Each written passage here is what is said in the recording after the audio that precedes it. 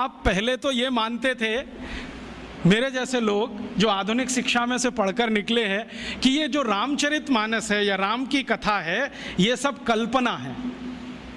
और हमारे देश में ये जो वामपंथी लोग हैं ना, लेफ्टिस्ट, वो बहुत चिल्लाते हैं इसमें क्या धरा है, ये तो सब कपोल कल्पना है। लेकिन अभी उन्हीं के मालिकों ने, यूरोप और अमेरिका के बड़े वैज्ञानिकों ने जो नासा में काम करते हैं, उन्होंने सिद्ध किया है कि ये सब सत्य है। आपको मालूम है, थोड़े दिन पहले नासा ने कुछ फोटोग्राफ्स रिलीज किए और वो फोटोग्राफ्स भारत के भगवान श्री राम के बनाए हुए समुद्र सेतु के बारे में हैं। मेरे पास भी वो आए हैं। मेरा एक दोस्त नासा में काम करता है, उसने कहा मैं तुम्हें भी भेजता हूँ। बहुत सुंदर फोटोग्राफ्स हैं, सैटेलाइट से उतारे गए हैं, कैमरे से नहीं। और उन फोटोग्राफ से पता चलता है कि आज से इतने लाख वर्ष पहले श्री राम जी ने लंका जाने के लिए पुल बनाया था। वो पुल आज भी सुरक्षित है। बस इतना ही अंतर है कि पहले वो समुद्र के ऊपर था, अब समुद्र में नीचे है। नीचे कैसे चला गया? हो सकता है पिछले कुछ लाख वर्षों में 2-4 हज़ार बार सुनामी आ गया हो, और सुनामी आता है तो मंजिलों मंजिलों बिल्डिंग डूब जाती हैं, तो ये पुल भी डूब गया हो। लेकिन डूबने के बाद भी वो टूटा नहीं है, सुरक्षित है। और फोटोग्राफ्स बताते हैं और वो साफ दिख रहा है। मेरे पास दुर्भाग्य है कि एलसीडी प्रोजेक्टर नहीं आपको दिखाता, मेरे लैपटॉप में ये सभी फोटोग्राफ्स हैं। वो बताता है फोटोग्राफ्स कि पत्थर है ना, उनको कीलों से जोड़ा गया है। कीले होते हैं, और कीले इस मेटल के हैं जो लाखों साल में भी पानी में रह के क्षरण नहीं हुए। कहीं कहीं पत्थर के बीच में चूना लगाया गया है, वो साफ दिखता है। सीमेंट कहीं नहीं है, क्योंकि सीमेंट था भी नहीं। तो चूने और कीले से जोड़े हुए पत्थर अभी तक सुरक्षित हैं, टूटे नहीं हैं। और उससे भी बड़ी बात यह है कि उस पूरे पुल पर क्रैक नहीं है, कहीं भी एक क्रैक भी नहीं है। हम सीमेंट की अच्छी से अच्छी बिल्डिंग बनाते हैं और आरसीसी का लेंटर डालते हैं, 2-4 साल में ही क्रैक्स आ जाते हैं, लेकिन उसमें कोई क्रैक भी नहीं है। और उसकी एक और बड़ी विशेषता है कि वो पुल जो है ना, जेड शेप में है पूरा।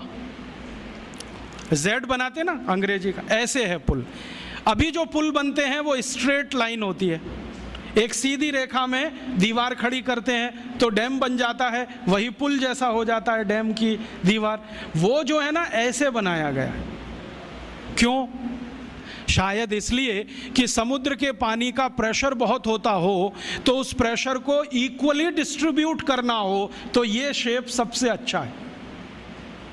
क्योंकि इसमें कई दीवार आ जाएंगी, हर दीवार पर प्रेशर डिस्ट्रीब्यूट हो जाएगा तो उसकी लाइफ बढ़ जाएगी। इतनी अकल हिंदुस्तान के लोगों को आज से 8-8.5 लाख साल पहले थी। और जानते हैं इस पुल का डिजाइनर कौन?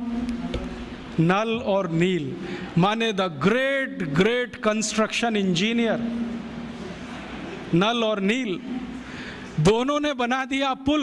और अब नासा कहता है कि दुनिया को पुल बनाने की टेक्नोलॉजी शायद भारत से ही गई होगी, क्योंकि इसके पहले दुनिया में कोई पुल बना था, उसका कोई रिकॉर्ड नहीं मिलता।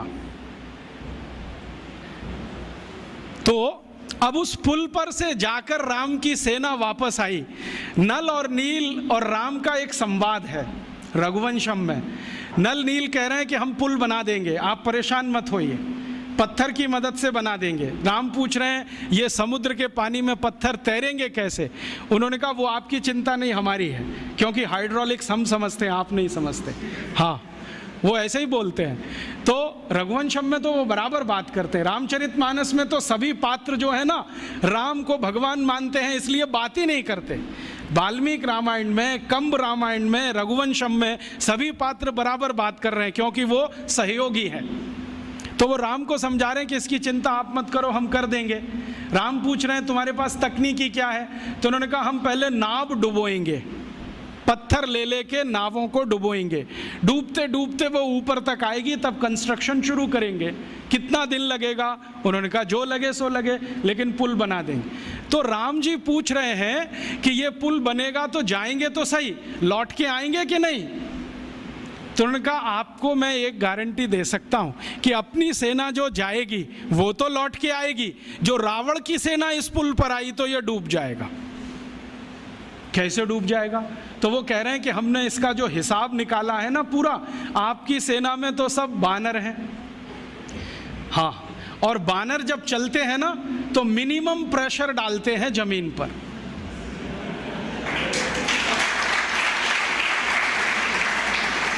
आपने देखा है ना, उनके पंजे भगवान ने कुछ ऐसे बनाए हैं कि उनका जमीन पर पंजे का टिकना बहुत कम दबाव डालता है, और वो ऐसे अद्भुत ऊर्जा के मालिक हैं सब बानर कि जैसे ही पंजा टिका तुरंत जंप कर देते हैं, और वो कंटिन्यू जंप कर सकते हैं, 1 किलोमीटर तक कर सकते हैं, 2 किलोमीटर तक कर सकते हैं। तो नल नील कह रहे हैं कि हमने पुल का डिज़ाइन ऐसा रखा है कि ये बानर जंप करके तो निकल जाएंगे सबके सब, जो रावण की सेना आई तो ये डूब जाएगा, क्योंकि रावण की सेना में सब राक्षस हैं, राक्षस शरीर में भारी हैं, भारी होने के साथ दबाव ज़्यादा डालते हैं, तो ये पुल टूट जाएगा, वो मर जाएंगे। इसलिए युद्ध में हम विजयी होंगे, हारने का चांस नहीं है।